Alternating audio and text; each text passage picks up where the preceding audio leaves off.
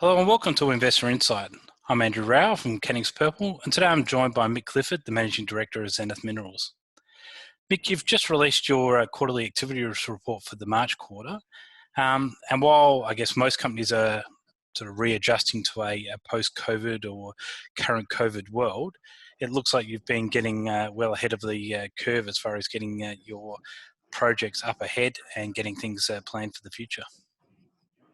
Yeah, good afternoon, Andrew, and thanks for taking some time to chat with me about the quarterly and Zenith's upcoming activities.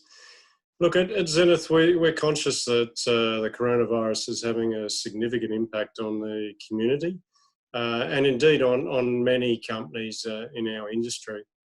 And what we've done at Zenith is, look, we have trimmed back on management and staff salaries.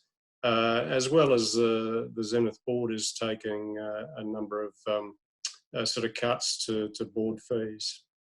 But what we are doing is really focusing our discretionary spending on high impact exploration programs. And these programs that will be implemented at our Split Rocks project in Western Australia, the Red Mountain Gold project in southeast Queensland, and also at the new Flanagans project. It's another gold project that we announced this month that we've picked up in southeast Queensland as well. Okay, well, if we start with the Red Mountain project up in Queensland, there's a gold project where you defined a 1,200 metre long anomaly. Can you tell us a little bit more about the planned work program up there? Yeah, sure. We are planning to drill test this target starting very early in May. The crew are looking at starting to mobilise next week to get up there and make preparations for the drill rig. Now, this is a 1,200 metre long geochemical anomaly that we've defined. It's a virgin discovery. There is a felsic volcanic breccia pipe that we've managed to map at surface that relates to a small hill.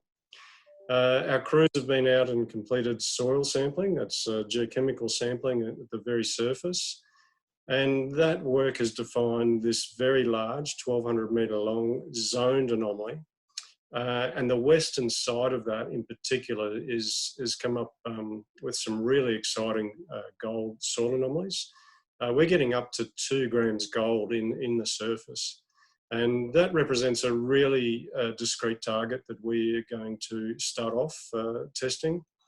We're planning a program of around about 10 holes that will be drilled to normally 100 metres depth. And that program should take around about 10 days to complete. And then results should be available a few weeks after that. Excellent. And if we move across to your new Flanagans project, you've put out some pretty high-grade rock chip samples from there. What are you planning on doing up there in the next quarter? Yeah, really, the program that we've envisaged for Flanagans, and Flanagans is within the similar district to Red Mountain. Both projects are around about 100, 150 kilometres west of Gladstone. And that's within the district that contains a number of very large gold deposits, including Evolution's Mount Rawdon project. It's got the historical operation at Mount Morgans, and also Evolution's Krakow project. So combined, there's an endowment of really over 15 million ounces in that region. So we've picked up Flanagans. It's only granted this month. And the program will be about validation sampling. And as you said, it's got some really high-grade rock chips over an area that looks to be 1.5 kilometres in length, probably about 180 metres in width. And there are quartz veins associated with alteration.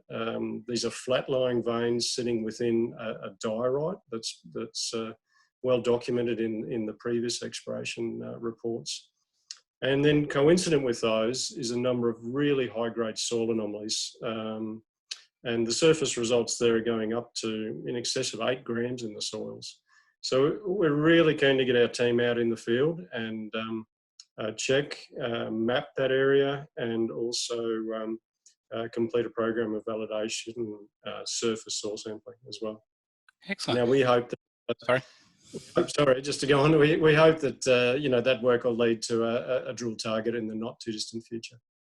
Excellent. And if we move now back across to WA, you've got your Split Rocks project, where previously you've reported drill intercepts of up to sort of 11 metres at 2.08 grams per tonne gold. What's the plan for there coming up? Yeah, so we also envisage drilling in the not too distant future, hopefully in June, July this year at Split Rocks. So Split Rocks is located about halfway between Perth and Kalgoorlie in Western Australia. We control around 700 square kilometres of tenure within that really well-endowed district. This is a 10 million ounce gold district. We have outlined 12 high-quality drill targets over 18 kilometres of strike. And these are zones that have anomalous surface geochemistry that in several cases are coincident with major fault structures and geological contacts that along strike contain those significant gold deposits. And many of these have never been or were poorly tested. And so we see this as a great opportunity for us to go and get an air core rig, and we're planning a program of around about 5,000 metres of drilling as an initial test of probably about 5 of those 12 targets. Excellent. Well, I mean, it sounds like over the next few months at least, you've got a serious amount of work that would be, I guess, worthy of any period, let alone during a pandemic. So we look forward to seeing those results coming out in the near future. Yeah, thanks, Andrew. And look, thanks very much for your time. And yeah, we're really excited to be back out in the field and testing these 3 gold targets over the next 3 months.